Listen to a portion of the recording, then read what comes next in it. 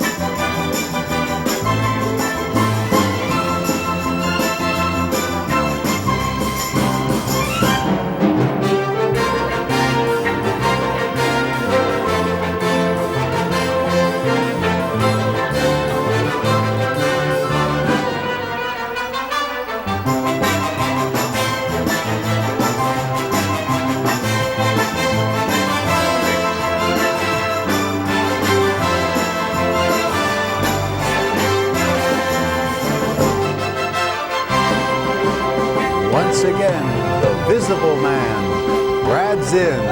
Hi, everybody. Thanks, Van. Welcome to this week's edition of the New Variety Arts Show. I'm your host, Brad Zinn, as we get ready to meet another fascinating guest from the world of variety arts entertainment. You know, we give you a chance each week to meet a different variety arts performer or performers on a one-to-one basis so that hopefully you'll have a little better appreciation and understanding of what they do, why they do it, how they learn to do it, and the next time you see a variety arts performer live and in person, you'll enjoy it just that little bit more. Of course, we have a phone number for you to contact us if you should have any questions or comments about the New Variety Arts Show. As always, the area code is. And please call if you're watching and let us know what you think of the program. If you have something positive to say or if you have a constructive criticism, we'd like to hear that too. If you're a variety arts performer, get in touch with us, and if you have something coming up that we can help promote on our program, let people know where to see you, we'll try to do that as well. And here's somebody that we see an awful lot of around here and enjoy every minute of it, our musical director, Van Corriton. Well, thanks, Brad. I must be doing something right with that intro. You didn't do much the last time we were here, but that's okay. No. You were very much a part of the program. That was the dancers, the Polynesian dancers, right. Not the Polydent dancers. no, that's the Sun City group. Yeah. Poor Sun City gets all the jazz.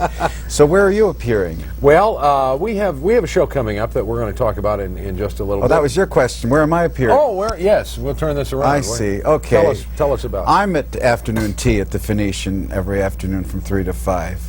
You ought to stop in sometime. I would. I have to bring my Visa card with me to Not to walk in the place, just come and relax. Oh, okay. It's a lobby, too, you know. Oh, is it? Okay. Yeah. Well, they don't charge you much for standing in the lobby, I guess.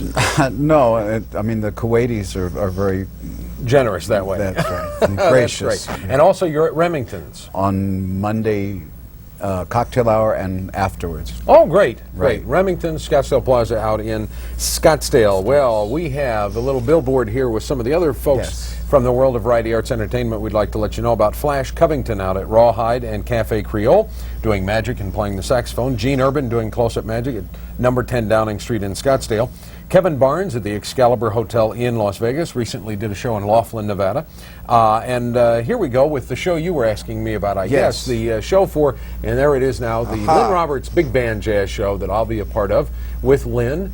January 21st, 93. God, it doesn't seem possible, does it? But it's not that far away. Showtime is 7:30 at Alhambra High School, 37th Avenue in Camelback.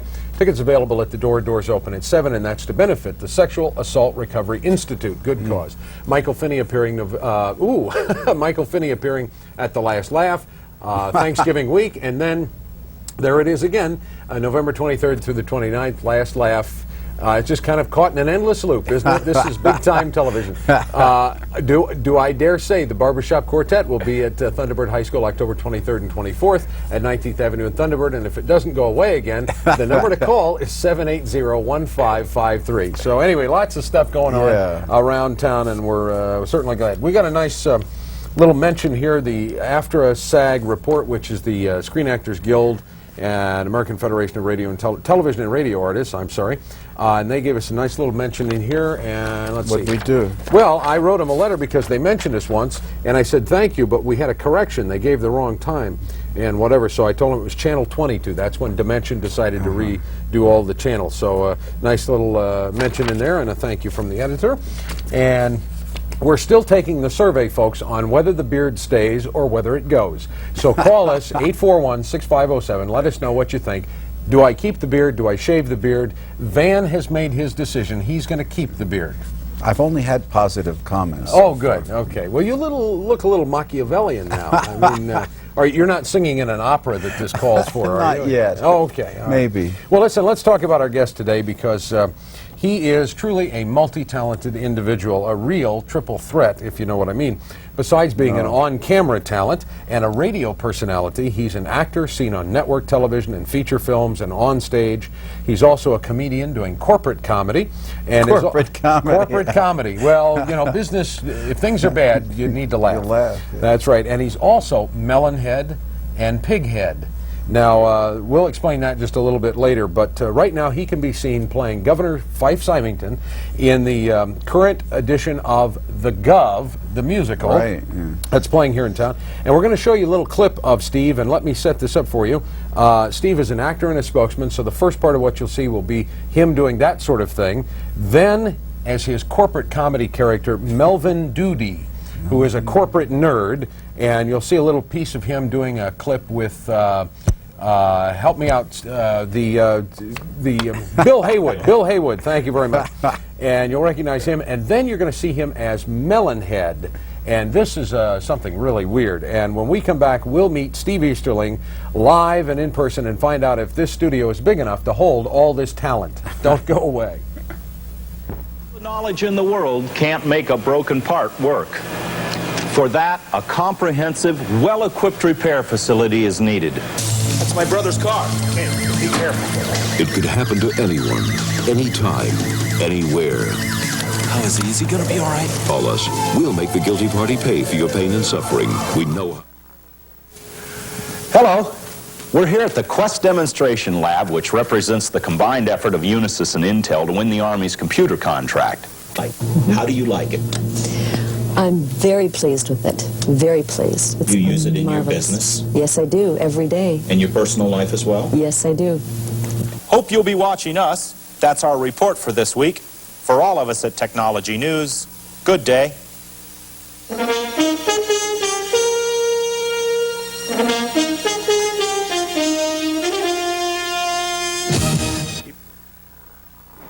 I assume you're my carpool. Yeah, you must be my new carpooling partner. Yeah, I'm afraid so. I know, because you're the only one here at 4 o'clock in the morning. Nancy, you got that right. What's your name? Yeah, I'm Melvin Doody. Melvin Doody. Yeah, what's yours? Bill. My name's Bill. Yeah. Haywood. Haywood Bill. Haywood? Yeah. Haywood. Wow. I know that name somewhere. Haywood. It's a pretty common name. Haywood. Haywood, yeah. Did you used to be in the savings and loan business? Not yet. No. No. You weren't a governor or something one time, were you? No, I didn't even run. No. Wait a minute. Is this an American car? An English car? No, I buy only American. Well, then, you're on the wrong side. Yeah, it's an English. We better change. Yeah. They just got tougher, you know that? These guys are boiling up here in their suits. And we're all right. Anyway, we're ready to go. Well, there's a lot of traffic out here today. Did you notice that? 4 o'clock in the morning. I've never seen so many people on the road. I can't believe how much traffic there is out here, right? Sitting still. We should report this to the station. Well, let's do. Let's just get me there, would you? You know, this carpooling thing has really worked out well for me. I've met the most interesting people along the way. Well, it's starting out for me, too. I've never done this before. Fascinating folks and so many different ones. Uh-huh. Have you met a lot of girls? Or? It's led to romance for me. You're kidding. Romance? Yes, not kidding you. I'm getting worried. You wouldn't believe it when you look at me. You'd think that I'd have girls hanging all over me, wouldn't you? I would say lusting, the word that comes to mind. Yeah, well, there's a lot of things that can't be explained, but I used to have the prayers are answered dating service in my speed dialer. That I can believe. Well, you met the girl of your dreams? I did. Really? Yes. What's her name? Vermelda. Oh, what a sweetheart she Vermelda. is. I see. So Yeah. you met your girl of your dreams and you went on a diet, the clean air diet, all at the same time. Oh, clean air diet? No, Clean air diet, no, yeah. I don't do those things anymore. Real food for real people, I think. Well, I'm talking about driving, clean air drive. You know, you lose a pound a no, week. that clean air stuff. You know, I tried one of those modern diets one time where you just drink water all the time. What happened? Oh, it was a disaster. I wore a path in my carpet and flooded my float valve. I see, your float valve. Yeah. All right, well, no, we're talking about losing a pound a week of the clean air diet. Vermelda told me that massive weight loss should be avoided at all costs. She says when she eats all those candy bars and she drinks a diet soda, it cancels all the calories. I hadn't heard of that, but I'm sure that will be out in the bookstore. Yeah, she should know, too. Is she large, kind of soft? Well, yeah, there's a lot to love about Vermelda. I see. All right, watch out for the... Good morning! And your wake-up call. Me. A screamer. I like that. Pick me. I'm fresh. Wow, look at this one here. Where the heck is that words coming from, huh? Who's talking to you this morning anyway, huh? I bet I could conduct a whole conversation. You treat your family this way? Who's talking to you anyway? That's gonna go on film. Yes, sir. Slept right through the whole first act. We've been going on here for a year. I thought it was this one back Yeah, a lot of cheers. Yeah, that's all right. Second thing to go, isn't it?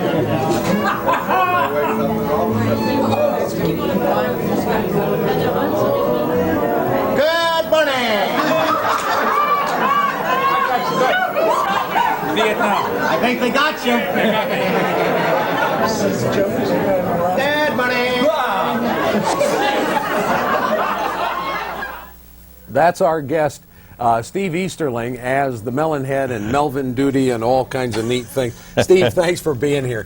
God, that's a pleasure. That's a funny bit. You were telling us while we were watching that, what's the funniest thing that's happened to you? When the whole idea is your head is up through a banquet table with a bunch of fruit around it, and you look like one of the melons. That's right. And as people walk by, you talk to them, and you catch them completely off guard. So what's the funniest thing that's happened to you? Well, you have to, first of all, you have to appreciate that this is usually staged in a breakfast buffet situation. Early in the morning. Early like in the 6, morning. 7, 8 o'clock. Now, usually, and not all the time. You know, sometimes it's Yeah. in the evenings or lunches and Afternoon, something. But usually, it's staged as a meeting opener, as a corporate event opening thing. Kind of break the ice. Right. So everybody's coming down for that hour's worth of let's mingle before we start the 4 days worth of intensive thing. Right. So they come down and there's the breakfast buffet and so on and so forth, and people will come along, and they're a bit apprehensive, you know. They're usually from all over the nation, and they're with their peers now, you know, and so they're keeping their decorum and so on and so forth, and they'll come down through the line, and then all of a sudden they get this jolt when the fruit table is speaking. And as you saw in the clip, you know, many times they don't know where it's coming from or so on and so forth. Yeah. I've had people actually drop whatever food they've gathered at that point, and it just drop it. I've had them pedal backwards all the way across the lobby. Well, now nobody's ever actually gotten hurt, I hope. No, not at all. As a matter of fact, in the hotels in which I've staged it most frequently, they get such a kick out of it that they put extra busboys just standing by to quickly pick up the mess, so that the next person coming along is not tipped off. They love it. They love every minute of it. Well, you've been an entertainer most of your life. Your resume reads just incredibly long. Yeah. And did you always know that you wanted to be an entertainer? And when did this all start for you? Yeah, you know, I think I really did, because I started. I can remember when I first started playing around with a little plastic guitar and doing Elvis numbers. You know, Nothing But a Hound Dog or whatever it is. Van probably knows that one by heart, of course. Yeah. But anyway, I started doing that, and then when I got into high school, I was so taken by the theater arts programs and doing the plays and everything that I went to the theater arts summer schools for 3 years in a row voluntarily. Yeah. And came out of high school and then really wasn't sure what I wanted to do. I knew I wasn't ready to take off and go over to LA or go to New York, and I wasn't really even sure I wanted to go to the stage. But I knew that I wanted to perform and present and that sort of thing. And I ended up having someone introduce me to the radio business. And the first time I walked into a radio station, to me, that's where the electronics of showmanship and presentation met performance. And that's how I started into the radio. Because it's theater of the mind. It is theater of the mind, exactly. You know, many people say that... It's television without the pictures. Well, people say that television is a visual medium, and I say, well, I am not so sure that radio isn't the visual medium of the mind. Because on TV, we show everybody what they're supposed to be looking at and what rolling green hills and a beautiful lake and trees. Well, do the trees have leaves on them or not? You know, how big's the lake? How far is the field? And it's perfect in your mind, and in radio, that allows you to be able to do that. So I spent 15 years on the air in radio. Let's backpedal just a little bit. You were originally born in... Ohio. In Ohio. Ohio, yes. My family moved to Phoenix, Arizona in 1958. Wow. Yeah, Scottsdale. Grew up in Scottsdale from the 4th grade on. It was a dusty little town back then. Yeah, it was. It was. And you graduated from which high school? Graduated from Scottsdale High. Scottsdale High. Yeah. And college? You were Scottsdale High graduate too, aren't you, Van? Well, I feel left out here. I went to Alhambra. Yeah, Alhambra. Oh, well. Now, I think Spielberg went to Scottsdale High School, didn't he? Well, he probably did. Maybe you could call him up and tell him there's a reunion and find out. Vice President Quill went to Scottsdale High. Oh, no. Now you're throwing water on the flame. Speaking of corporate nerds, tell us about Melvin Doody. That was a good segue. I'm the prince of segues. Melvin Doody. They don't give me this show for nothing, Steve. Yeah. Melvin Doody is a funny little character. I think a lot of us have an alter ego. Those of us that perform. And Melvin Doody has been a character that I have found endearing. I've done him in a lot of different kinds of different kinds of settings for different kinds of purposes and reasons. The basic concept behind Melvin is? The basic concept behind Melvin is that he is he's a lovable character. He is the character that every girl every girl was followed around by Melvin once or twice, you know. Oh, so he's a stalker, is that what? That's exactly what he is. We have laws about that now. He always wanted to hang around with the guys in the football team, and they always kind of liked him because he was kind of sharp. You know, he was kind of smart. But they never really let him in. Right. But they didn't dislike him. He's not stupid. If I didn't know better, I'd think you were describing me. Well, I think I lived a lot of my life exactly the same way. So Melvin really is a lovable character, and as a result, the corporate people use him a lot of times to present something where they want to get some attention on it, but they don't want it delivered in a stupid fashion. But a lighthearted. But a lighthearted fashion, exactly. And that's what differentiates my Melvin Doody character from somebody else that'll dress in nerd costume and do nerds. Now, you had, as an actor, you had a slightly different take on the nerd character, and we discussed this before. You said normally the nerd is portrayed as... Well, yeah, normally the nerd is portrayed as stupid, you know. Well, not necessarily stupid, but foolish, looked down upon. Yeah, foolish. You know, like he doesn't know what to say. You know, he's yeah. Well, I don't think that's really true. You know, I think that the real nerds, and when we've seen them cast and played out in great films. Like Revenge of the Nerds? Yeah, well, I don't know about, I'm not familiar with that particular show, but they're usually fairly bright. You know, they have depth of character. They have depth of character, yeah, and they're endearing. You know, they're lovable people. Yeah. You know? Well, Revenge of the Nerds. If you haven't seen it, you might take a look at it. And they really did come out to be on top, and they showed up. That's the right. jocks. I do remember that. They show, showed up yes. the jocks to be this That's stupid, right. ignorant fools That's that we right. all know that they are. That's right. So, speaking as a nerd myself. So let's talk about the development of Melonhead, and also we're going to talk about what goes in conjunction with that. And let's see, I don't know which camera is going to be able to pick this up here, but this is the pig head. Yes. Now we saw Melonhead, which was the fruit table. Let me see. There you go. Okay, this is the pig head, and if you can see over here is like a little tray. Yes, and where you're pointing right there, if you'll just hold that still, where you're pointing, you'll see that there's a chef standing right behind that. That's actually at a carving station, at a resort, at a corporate function, about 1,000 people there. It was their national meeting, and it's at a carving station. There's a roast bean carved to the left of it, and there's some chicken dishes off to the other side. And so as the people come along, once again, this element of surprise with these special effects. They have no clue that this roast pig's sitting here until they're standing there waiting to be served, and this character goes, "Hey, honey, you know, hello there, sweetheart. Want to take me home? Hey, pick me." What do you prefer, hocks? Yes, really. Hey, take it off the left side. That was always my favorite. Would you like to roll in the mud? So now there's an awful lot of makeup involved in both of these setups. Very much so. Give us an idea. What does it take to go through About this? an hour and a half in terms of time. Now that we have it down to a system. This is basically a two-man function to do the Melonhead or to do the pig, and we've also, see, we work in a national marketplace, so we get called to do special effects kind of makeup jobs and characters. Like somebody wanted to do a Southwestern theme, and they wanted us to do the head as an avocado.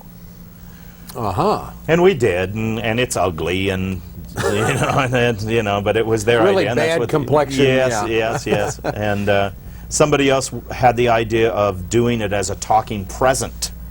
Oh, for a large Christmas display where there would be a lot of presents, and as you would walk up, one of the presents would be alive. So you've really developed this into a lot of different things. And it gets fairly expensive to do some of that other stuff, but a lot of the corporate people that are looking at the advantages of that, see that. Is anybody else doing this around the country? Oh yeah, there's three or four other people in the local marketplace that have done takeoffs.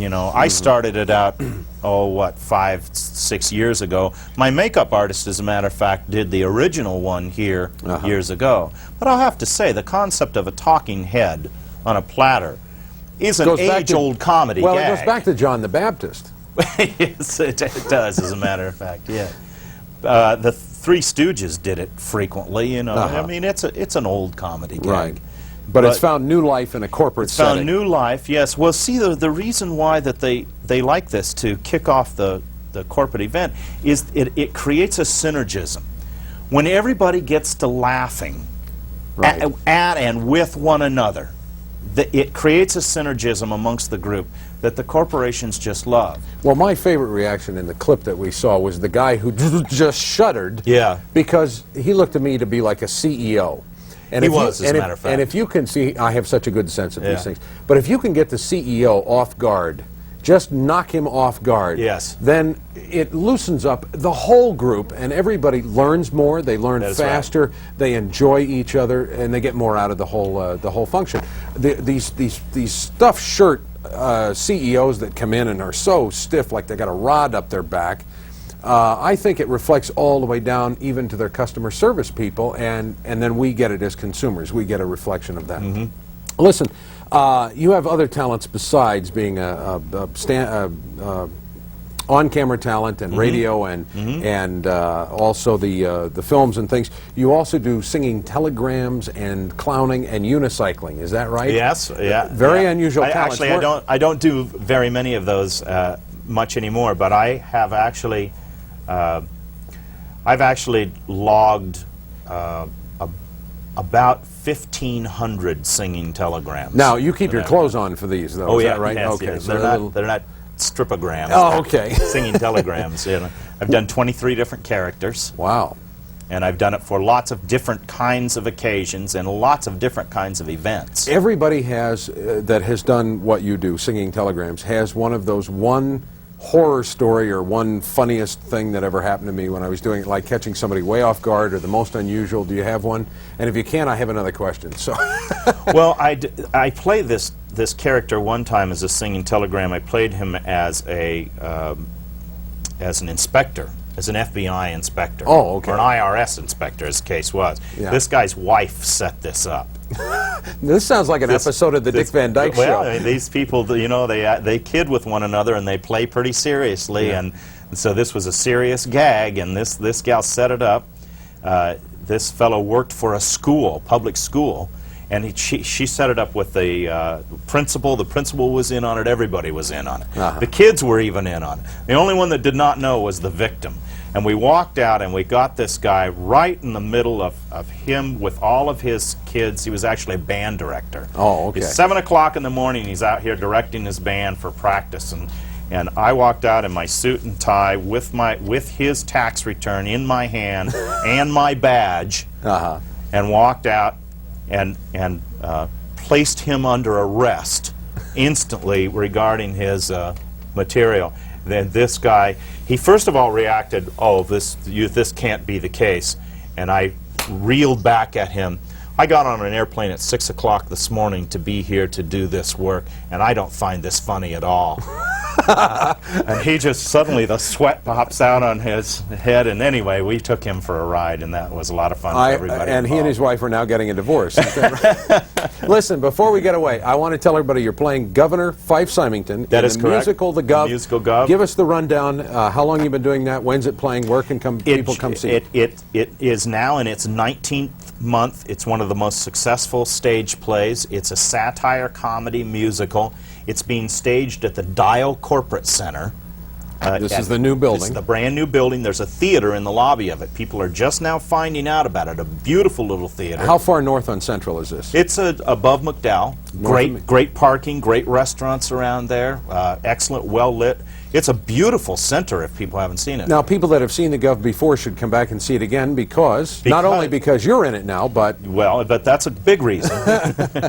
But there are new cast members, but there's new material. The political climate keeps changing, and then there's been some introductions of some new races coming up recently. Meekum just announced for Senate. Fodder for new material. But there's like 4 new musical numbers. There are 4 right? new musical numbers involved. Exactly, and it's funnier than ever. No, that's great. We don't have a graphic for this. Can you give us is there a phone number where people can call, or did I catch Mill Avenue Theater Company. Mill Avenue Theater Company. Okay. Well, we're going. Although it's being staged at the Dial Corporate Center, Dial but the Mill Corporate Avenue Center. Theater Company is the producers. Talk about because you've been involved in a lot of different things. Just real briefly as we wrap up here. Your feeling about entertainment here in the Valley in general, and particularly variety arts entertainment, which is what we talk about, and if you see any trends in this decade or any changes coming. I do see a trend because I have been making my life as a professional entertainer, performer for the last 5 years, living in Phoenix, Arizona. And that's pretty hard. Yes. That's pretty hard. But that's the reason why I do so many different things. Right. But doing so many different things gives me a pretty good perspective of the marketplace as a whole and people in it. And it's better than it's ever been. There's more quality entertainers being recognized in Phoenix, Arizona, and Arizona as a whole now than ever before.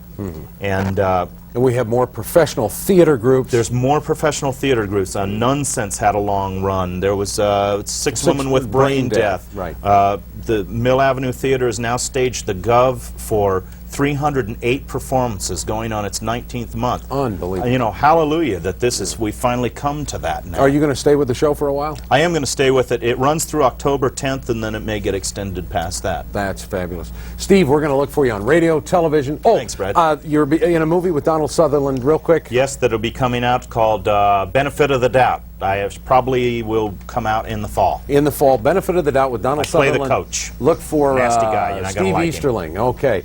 Thanks, Steve, for being here with us on the New Variety Art Show. Terrific guest. And Van Corton, thank you for being here once again. Stand by to take us away. And I want to thank our audience, because you're the ones that make it possible for us to be here every week. Please call and let us know what you think about the show. If you have any questions, you know the number. Remember to support variety arts in your community. We're out of here. Bye.